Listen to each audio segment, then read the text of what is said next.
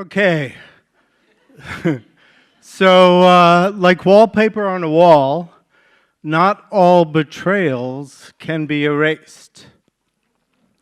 Sarah was 26. I was 21. We were on Santorini. I was traveling with my friend David, and I had just gone to college for 2 years in Europe. We're traveling, we go into a cafe. David spots a friend of his from high school, Pearl Fisher, and it's her birthday party. So we join the party, and there's Sarah. I hear her say that she misses the smells of New York City subways and that she's great at parallel parking. And I'm sort of already smitten. But she was also smart and effortlessly beautiful, a Jewess with a tuchus. And her father was a blacklisted communist. She went to prep school, the same prep school as Angela Davis. She lost her virginity at 12 on a roof on McDougal Street. So I was smitten. But the trouble was, Sarah was leaving, and we had just gotten there. So I lamented the fact that something special didn't happen.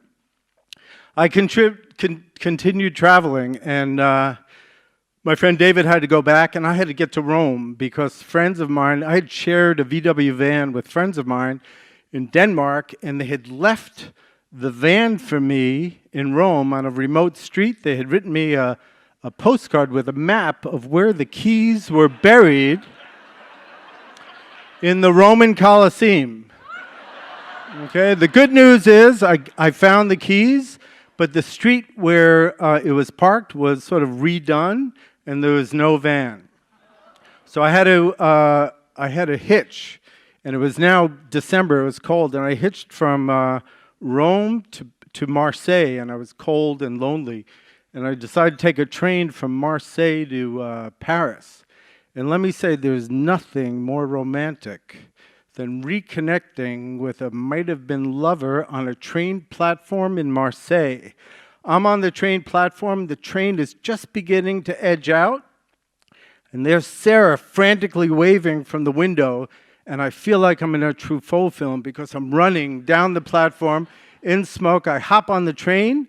And in the 4 to 5 hour train ride from Marseille to Paris, Sarah and I figure out that we like each other. Now, Sarah had spent 6 months in Rome as in Paris as an au pair, so she knew her way around.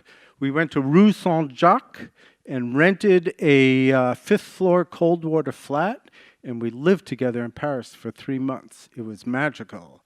In Paris, when she had been an au pair, she was hanging around with Black Panther people, and she knew Eldridge Cleaver. And she got involved with a jazz player named King David, and he started pimping her. Sarah was a high-class call girl in Paris. She had stories to tell. She called me Swamp Fox and Plaid Man. I called her Sarah Salami.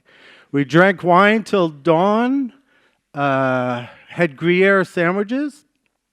I was 21 years old in Paris in love. We go back to New York. We lived together in New York for 3 years.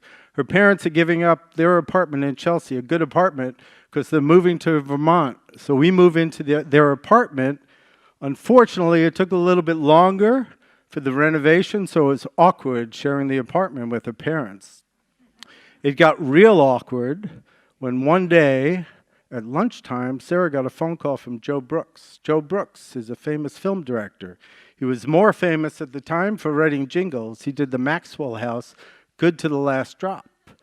Sarah had been in one of his movies. He called Sarah to go out, and she said yes.